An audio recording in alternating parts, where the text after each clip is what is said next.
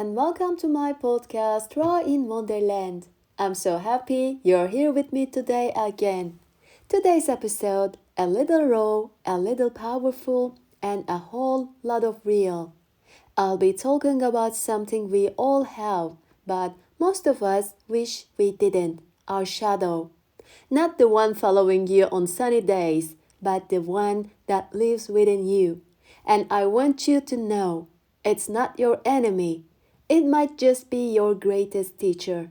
This episode is inspired by a powerful book called The Dark Side of the Light Chasers by Debbie Ford.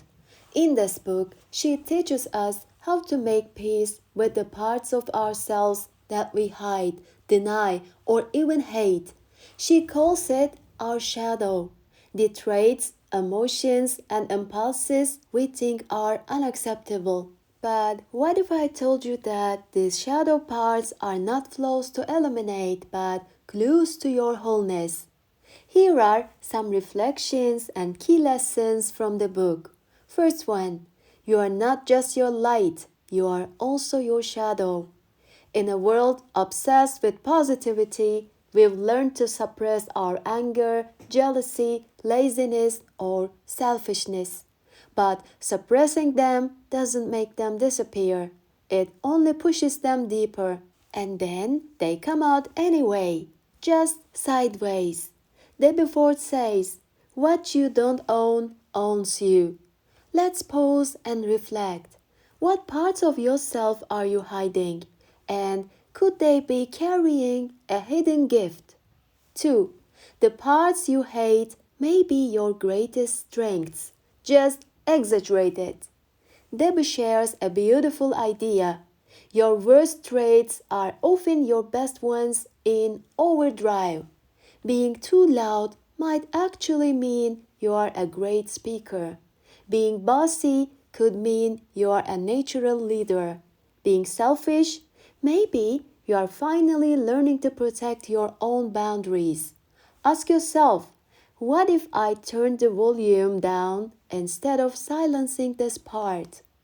3. Healing begins with owning all of you. You can't truly love yourself if you only love part of you. Wholeness requires owning both light and dark. We say, I'm trying to be good, but maybe we should say, I'm trying to be whole. And you know what? Wholeness is way more freeing than perfection. 4. Projecting your shadow creates unnecessary enemies. If you don't own your anger, you'll see it in others. If you don't own your selfishness, you'll be triggered by those who set boundaries. The world becomes a mirror. So instead of asking, why is she so annoying? Try asking, why does this bother me so much? 5. You don't need to be fixed. You need to be integrated. The healing path isn't about becoming a new person. It's about becoming more of who you already are. Every time you bring your hidden parts into the light, you become more whole, more free, and more grounded. So today, I invite you to pour yourself a cup of coffee and sit with your shadow, not to change it, but to understand it. What if your anger was a boundary crying out to be heard? What if your jealousy was a call to honor your own dreams? What if your ugly parts were just wounded children waiting for love? And remember, your shadow isn't here to destroy you.